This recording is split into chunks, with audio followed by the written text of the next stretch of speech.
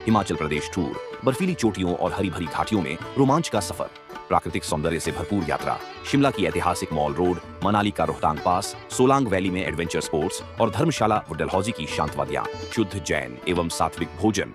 आज ही अपने परिवार एवं मित्रों के साथ बुकिंग करें। महावीर जी एवं भूपेंद्र जी जैन से संपर्क करें। कितने लोग माँ बाप को छोड़ के चले गए, ले नहीं जा सकते उनको। मात्र 45 लाख का डिफरेंस में अमेरिका ने, रूस ने तुम्हें 45 लाख रुपया ज्यादा दिए। भारत में रहते तो 5 लाख मिलता, महीने का कितना मिलता, और अमेरिका जाओगे तो 50 लाख। लेकिन माँ बाप नहीं जा पाएंगे। बोलो छोड़ रहे हैं कि नहीं लोग? कौन बचाएगा इनको अनाथ होने से? कौन बचाएगा इनको अनाथ होने से? अनमोल थे माता पिता, जितनी पीढ़ी जिंदा रखती है, सोने की सीढ़ी चढ़ाई जाती है। कोई साधारण काम नहीं। इसका लॉजिक मैंने जब सोचा कि सोने की सीढ़ी का अर्थ क्या है, ओहो भाग्यशाली, इतना पुण्यात्मा है। नहीं, मैं अनमोल है ये। चुनौती दे दो, नहीं 3 लोक का राज्य भी दे दो तुम, तो मैं माँ बाप को नहीं छोड़ सकता। मेरे लिए अनमोल है। बस अनमोल करना है तो मैं बस नहीं छोड़ूंगा। माँ बाप छूटेंगे नहीं, खत्म बात। माँ बाप यहां पड़े, 45 लाख रुपए के डिफरेंस। माँ बाप को छोड़ करके नौकरी पे जा रहे हो। हम जब राजस्थान में शेखावाटी में घूमते हैं, दया आती है। करोड़पति आदमी है, बेटे करोड़ों कमा रहे, और माँ बाप को जो पानी का गिलास मिल रहा है वो नौकर के हाथ, नौकर देता है। और नौकर गालियां देता है, अच्छे मन से कभी दे ही नहीं पड़े। और बेटा का करोड़ों पे खेल रहा है, क्या काम करे, क्या काम का क्या कीमत है। अरे माँ बाप की गोदी में बैठ करके सूखी रोटी खाना भी अमृत है, और माँ बाप को छोड़ करके अमृत का पान करना भी व्यर्थ है।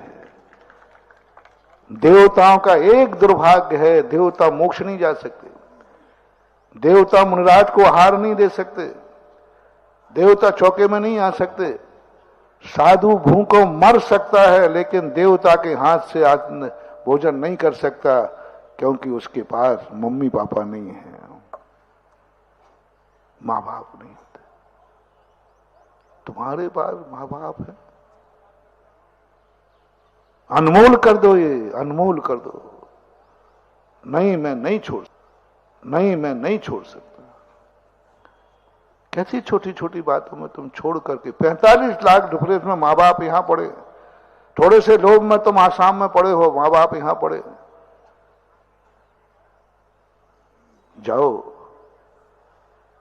जब जब तुम्हें अपने माँ बाप को अनमोल न करके तुमने किसी भी कारण से छोड़ा है, तुमने अनाथ बनने का निमंत्रण दे दिया है।